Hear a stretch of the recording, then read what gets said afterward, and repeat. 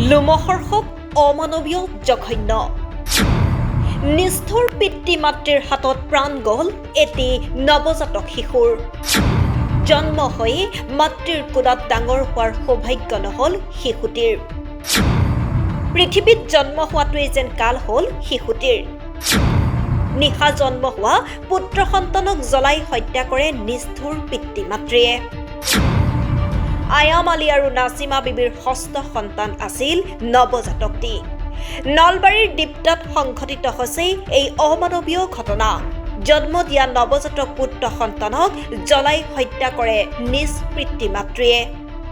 নিশা জন্ম হৈছিল পুত্ৰ সন্তানটি কিন্তু পিতৃ মাতৃয়ে পুত্ৰ সন্তানটিক কিয় এই ঘটনা সংঘটিত কৰিলে বৰ্তমানেও ৰহস্যৰ আৱৰ্তত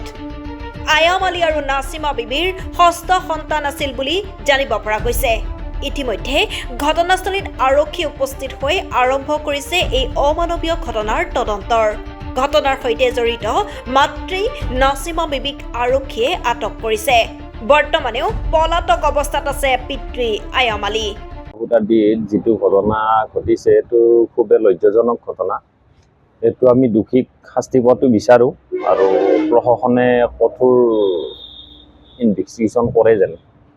আমি ৰাতিপুৱা গম পোৱা গৈছে কেনেকৈ মানে বহু কাৰণে কোনোবা গম পাইছে তাৰপিছত আমি গুচি আহিলোঁ নৱজাতক